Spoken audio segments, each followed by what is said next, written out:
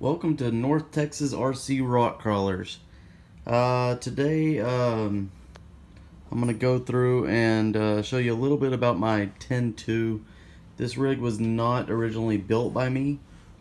I did, however, upgrade a few things and just change over a few things, but for the most part it is back to, or it is the geometry on it is from the original person who built it.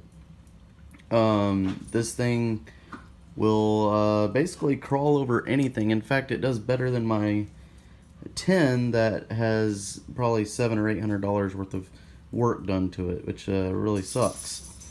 But a little bit about it today. I took this body, chopped it up, and put it on here. Created a hinge system on it just to open it up. It has an aluminum transmission case, a Brood brushless motor. This is the cheapest brushless that he makes. It's a $50 one, and it's a 2200 kV. I love this motor. It works great. On the other side here, I have the Mamba Micro X, and so far so good. It works great. I have this geared with a 58 tooth spur and 32 pitch and a 9 tooth pinion, and it's slow. This thing is slow, but it has enough torque and it'll go up anything you want it to, and I don't even need wheel speed half the time.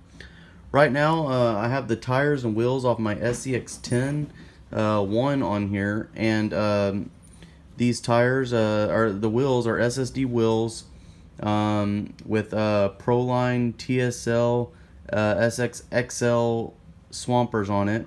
And then I have in the front here, I have Crawler Innovations 2-stage Lil Nova foams. These are soft Lil Novas. And then I have the mediums in the rear. Now, oh, and for the servo here, this is just a cheap Power HD, but this thing is working great. I have no problems with it. I have a pretty expensive expert on my SCX10, and this one performs almost as good. You know, the expert is quicker and stronger, but this one works just fine. In fact, this one I think has outlasted all my other servos combined so far. The few upgrades I have made on this since I got it, besides wheels and tires, I put beef tips up here. I changed over the link mounts here to the brass link mounts from Beef Tubes. Excuse my mess, I need to clean. And then I have done the deadlock shock mounts all the way around. These are great. They're just aluminum. They look good. They perform nicely. And then I have regular SCX10 shocks on here, or SCX10.2 shocks on here. These are what came on it. But this mod I have, this is a mod that I would recommend to anyone out there that is looking for a cheap shock mod that would get them a very good very good articulation in general, and something that will improve the handling of their crawler over pretty much any terrain.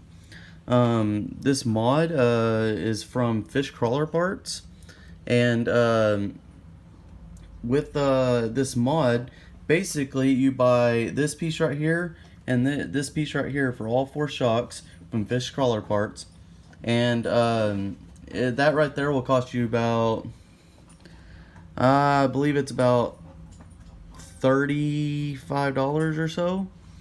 And then you buy the Losi Mini T springs off of Amazon for a pack of those, which comes with soft, medium, and hard. You'll only use the medium and hards. It's about 11 bucks. You can also buy the Mini T cups that go down here, but I don't have them on this rig. I have brass all the way around. But the Mini T cups create a nice firm snug fit with those. Those are from Fish Crawler Parts as well. Altogether, I mean, this whole mod will run you less than $50, depending on what you do to it. And the articulation on it, I really want to show you all that. Stand back here, and I can just lift this up, and you can see it just stays planted. And that's on all four. And for a lot of guys, they get out there on the trail and they'll go up over a log or over a rock, and their rig just kind of stays stiff. I mean, their shocks, you know, the King shocks or G-Made shocks look great, but they stay a little stiffer, and you know, they want to roll a little bit. Whereas this, it just takes every bit of little terrain and every little rock, and it just crawls right over it, and it's great. You know, a lot of people on the axial forums and things like that, they want to always ask, like, what's the best cheat mod that I can do? And I've been telling people here lately, before I got the foams, the best mod, or the best cheat mod you can do, the best mod I ever did was the shock mod. The shock mod is literally the best mod I've done.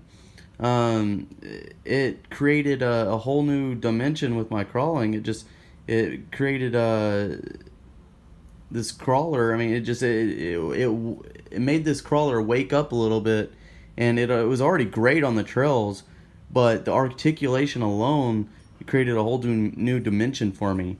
Then I got these, and I did it on my Scx10 also. So I mean, these my two are set up fairly similar when it comes to the shocks.